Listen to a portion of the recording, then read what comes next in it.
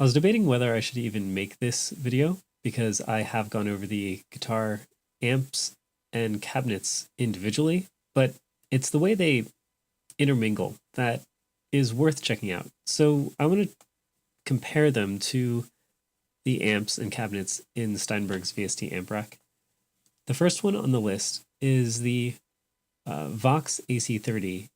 And for this, we're using the Vox AC30 top boost and then the Vox AC30 2x12. In Steinberg, of course, we have their British Custom, which is their version of Vox, and their British Custom 2x12. Same emulation, two different companies. Let's see how they stack up against each other. First, let's listen to Steinberg's emulation. I have a regular drum loop playing here. This is dry. Let's turn on the amp.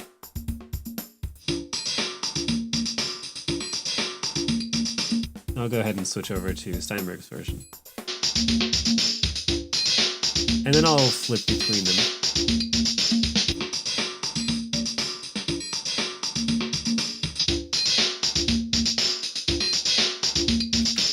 So actually pretty similar. It's hard for me to pick out which one that I like better. In fact, let's just look at them again. Let's listen to one for 2 loops and then the other one for 2 loops.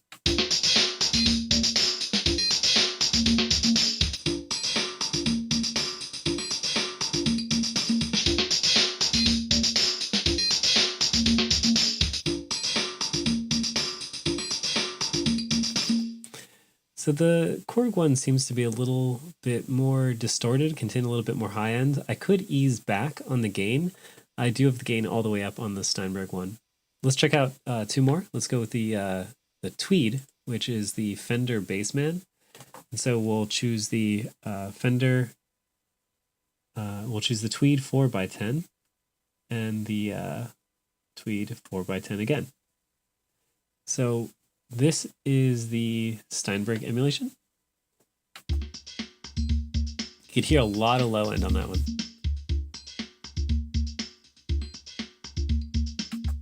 Now let's check out the Korg emulation.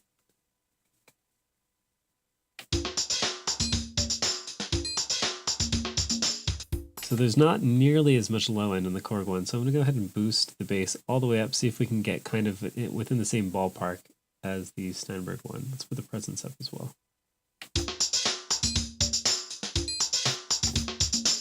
Let's switch back and forth.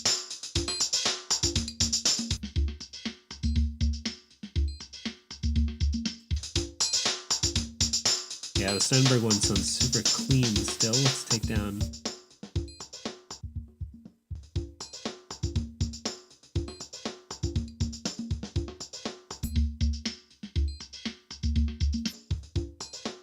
Actually, I do like the distortion on the bass there for the Steinberg one.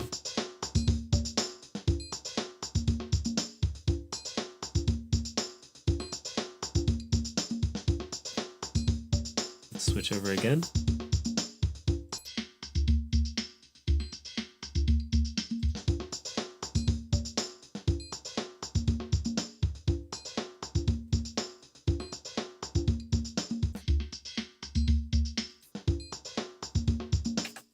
So kind of close, but the Steinberg one has a lot more low end response, which is kind of surprising. Let's boost up the gain on this one and see how it behaves. Turn off Korgs, turn on Steinbergs.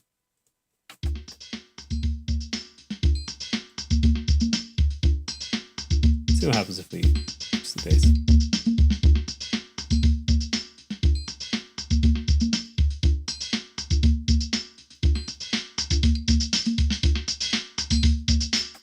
So these controls I find to be a lot more subtle in their adjustments, whereas I think these controls are more generic. And this might just be kind of like an EQ that's attenuating or boosting into the saturation unit, which whose flavor is determined by the guitar amp mode type. So last but not least, let's move on to the Fender Deluxe. And comment also about the EQ. So this might be more of a generic EQ. The Steinberg one, you you can see at their default values, they do change between the amps. So for instance, like the default value is 6.5 for this one. For the Fender Deluxe, it's 5.5. So let's listen to this Fender Deluxe. Let's boost the gain. Hear a lot of really nice, what do I want to say, like sustain occurring from the distortion on the top end of this Fender Deluxe. So let me choose the Tweed 1x12 for Steinberg. And for this one, let's also compare the mic position since I haven't been messing with that. So let's just listen to it. No, actually, let me kind of put the treble back to normal, put the presence back to normal-ish. I don't really need to be super exact about this. Okay, let's listen to that. And yep. Yeah, pretty different. Let's hear what the distortion sounds like.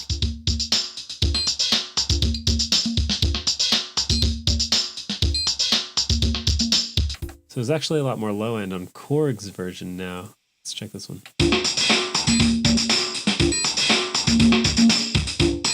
Master all the way down. No switching. Oh, well, I had the bass all the way up on Korg's. But with the bass all the way down, we do get more of a similar result. Let me flip between them.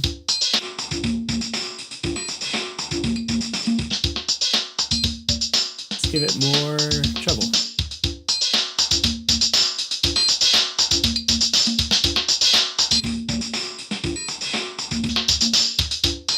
Take down the presence.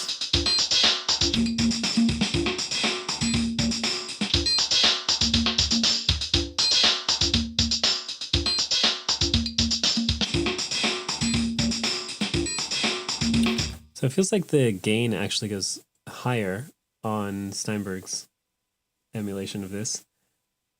Lastly, let's check out the mic position. So we're still on Steinberg's.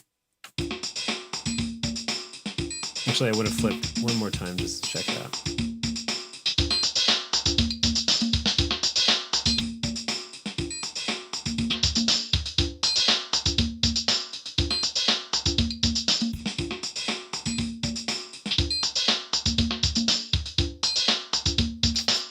Yeah, it's hard to get the high ends to match up there. All right, let's check out that mic. So we're using a dynamic mic.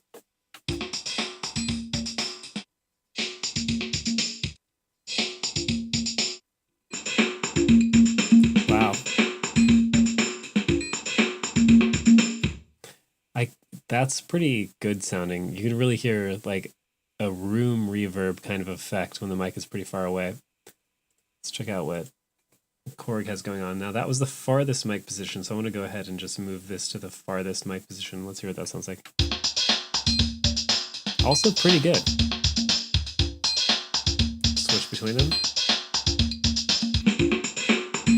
I'll get closer for this one. Switch to a condenser.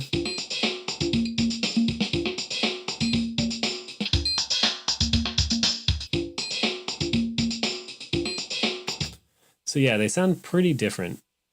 And definitely overall, I like Steinberg's emulation better, but this is a newer emulation. I think they really went through painstaking processes to emulate the cabinets that they chose. I'm still pretty happy with Korg's emulations. There's so many different flavors that you can definitely get into the ballpark of where you're going.